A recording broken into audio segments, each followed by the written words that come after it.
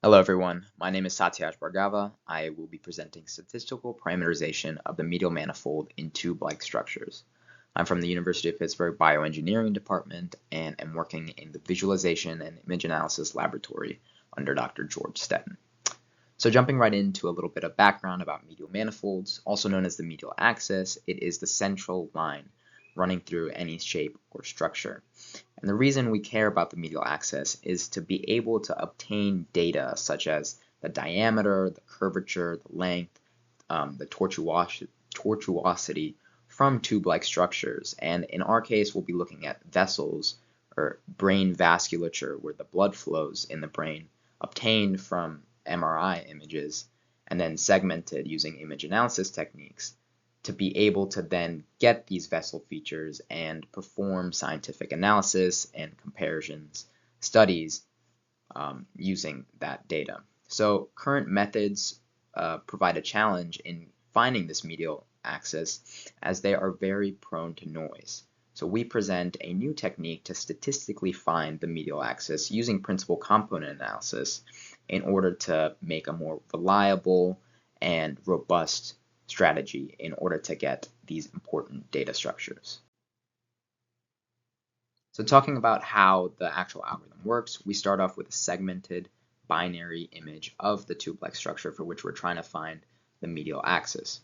We start off with a seed point in the tube structure, and then we start performing the process of accretion where we add the nearest voxels to that seed point until we reach an ellipsoidal shape.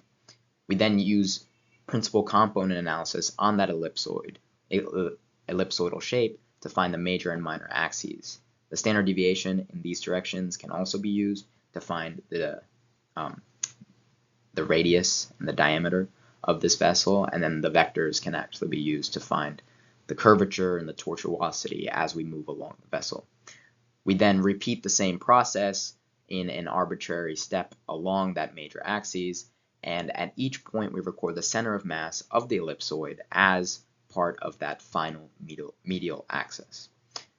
Now you can see here when the algorithm reaches a branch point, the accretion process grows into a weird sort of structure that isn't an ellipse. At that point, we use Gaussian mixture models to detect and parameterize all of these branch points and essentially spawn more ellipsoids where the algorithm can continue doing the process of accretion and the PCA analysis. Finally, on the right, we can see here the implementation demonstrated in 2 and 3D. You can see all these points are the center of masses of each finalized ellipse, determining the final medial axis. This process can also be done and implemented in 3D, which is shown here. This image is showing the circle of Willis, which is a structure in the brain, and the gray vessels have been segmented out from that TOF MRI brain scan. The colors represent the medial axis, again found by a 3D ellipse in this case. So here we can see the final algorithm in action, and you can see the cyan structure moving along the vasculature, determining the medial axis at every point. You can even see the branching happening in real time where the Gaussian mixture models kick in order to split off the algorithm and find the medial axis of all the branches in the vasculature. Now down here we can see the real strength and the robustness of the algorithm when it comes to dealing with noise such as holes or small spicules.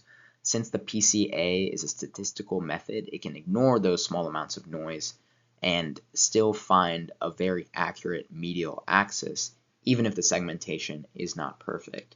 And that is the real strength of the algorithm compared to other ones such as a skeletonization or a brush fire, where even the smallest of holes or spicules can really mess up the medial axis. So some limitations right now lie especially in the branch point detection, where it's susceptible to errors in actually detecting that branch when the sizes of the vessels or the tube-like structures are different. As you can see in these two images, when going from small to big or big to small, the algorithm has trouble. So in the future, we will be working at fixing this and also removing some heuristic steps to make the method fully robust and statistical. Thank you for listening, and I hope you have a good rest of your day.